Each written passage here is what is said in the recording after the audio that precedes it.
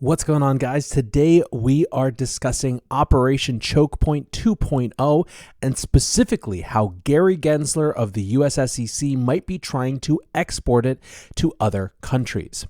All right, friends, coming to you from the cabin today, and I want to talk about an interesting tweet last night from a reporter at Fox who says that Gary Gensler, the head of the US Securities Exchange Commission, is trying not only to tamp down on crypto in the US, but actually get and influence other countries, including the UK and Canada, to have a similar set of policies, basically making it safe for crypto nowhere. So first up, to give you a sense or give you a context for this conversation, Operation Choke Point 2.0 is a term that has been widely popularized by Nick Carter of Castle Island Ventures, and it refers to a program from the Obama era in which banks were targeted politically for engaging with unpopular industries. So payday lenders, pornography, or, sex work type companies, online gambling, things that were legal industries,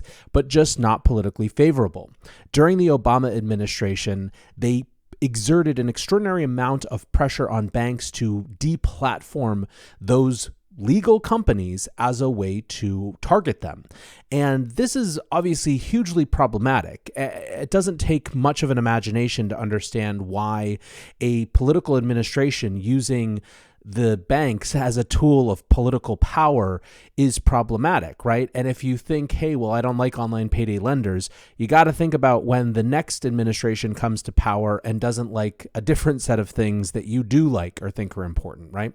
Like I said, doesn't take much imagination to understand how this might work in practice. So anyways, that was Operation Choke Point 1.0. It wasn't formally ended until the Trump era. And in fact, Brian Brooks, who is the former general counsel at Coinbase and who then became the acting director of the Office of the Comptroller of the Currency, acting comptroller of the currency, tried to eliminate that with a rulemaking, right? He basically said legal industries couldn't be deplatformed by banks just because of political pressure. That rule was the first rule that the Biden era OCC overturned when they came to power. So Operation Choke Point 1.0 was happening during the Obama era. Operation Choke Point 2.0 is this idea that banks are again exerting political pressure on crypto companies as a way of pushing them out of the legitimate financial space. Now, we've seen tons of examples of this. Eleanor Tourette here talks about, this was in February, how Gary Gensler is embarking on a quote-unquote midnight massacre, trying to bring all crypto under his control and doing so in coordination with the New York Department of Financial Services, the Office of the Comptroller of the Currency, et cetera, et cetera.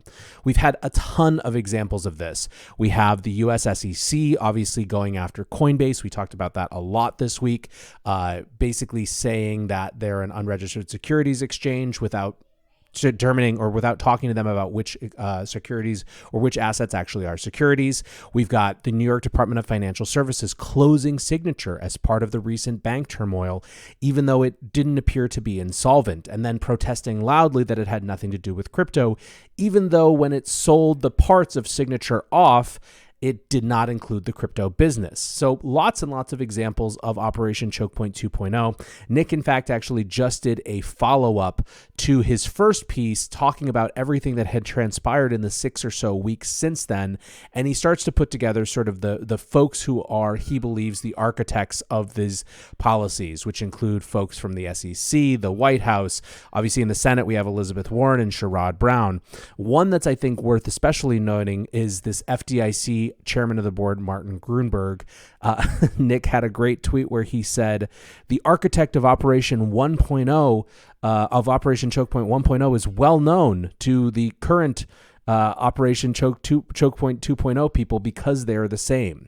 Marty Grunberg was one of the chief architects of Operation Choke Point 1.0, and in fact, his appointment to the chairman position for the FDIC was opposed by a number of folks, including the Competitive Enterprise Institute, on the basis of his participation in that program. So that's Choke Point 1.0. But what I'm interested in what the new news is that the SEC chair, Gary Gensler, is trying to export this to other countries. Now, this news analysis just came out on CoinDesk today that's basically showing that it's already hugely problematic in the UK for crypto companies to get banks, right? They have a real challenge, and many of the entrepreneurs in that country are trying to advocate to the Financial Conduct Authority, which is the UK's equivalent of the SEC, that they are being debanked and deplatformed. Now, this might be because it's intentional. So here we have Eleanor again saying, new industry sources abroad tell me that Gary Gensler and co. have been lobbying their UK and Canadian counterparts to pinch the crypto industry in the same way as the US. The FCA, which regulates financial services firms and markets in the UK, is preparing an announcement about tightening restrictions in the coming weeks, while Canada has already announced sweeping crackdowns against the industry. And for those saying this is incorrect, the correspondence is, at very least, certainly taking place, pointing to a meeting between Gensler and the chief executive of the FCA. Now, for those who have not been paying attention, the UK's relationship with crypto has gone through some interesting phases. A couple of years ago, the FCA in particular got pretty aggressive. The FCA banned all Bitcoin and crypto derivatives. It started to have really stringent rules around advertising around crypto. And on top of that, the Bank of England governor, the new one, has been very contentious with crypto, right? The Bank of England, much more so than the Fed, who have professed neutrality, has been a pretty anti-crypto force. So that's sort of one dimension of the UK's crypto stance. But then, however, a couple of years ago, when Rishi Sunak was the Chancellor of the Exchequer, he came out and basically said that crypto wanted to be a global, or that the UK wanted to be a global hub for crypto, that they announced that the Treasury was accepting or recognizing stablecoins as a valid form of payment, that Her Majesty's Treasury was going to mint an NFT, and they had a number of other programs, and Rishi really was loud about his desire to see the UK in a very different position vis-a-vis the global crypto scene. You can see here the stalwart anti-crypto folks at the Financial Times being annoyed about this, which means it was a real thing.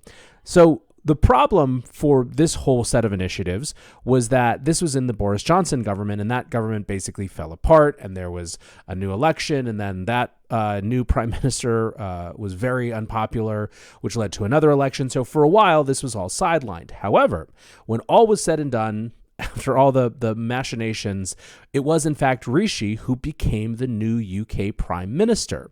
Rishi Sunak is now the PM of the UK, and obviously in his first little bit in office has had to focus on other things outside of crypto, given how many issues that country is facing. There's still over 10% inflation, for example, so it's not an easy time. But what we have setting up here is a Prime Minister in the UK who is a loud proponent of that country's invitation to the rest of the world, to crypto entrepreneurs from the rest of the world, to come look to the UK as a key financial hub, as a key place for the industry.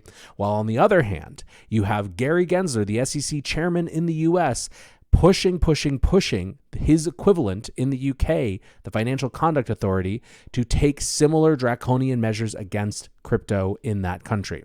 So the question is, who's going to win? And we don't know yet. And that's what I'm going to be watching from here. Anyways, guys, interesting to see this development, that Gensler isn't just content to screw up the industry here. He really wants it pinched off everywhere. So Operation Choke Point 2.0 has gone global. Peace.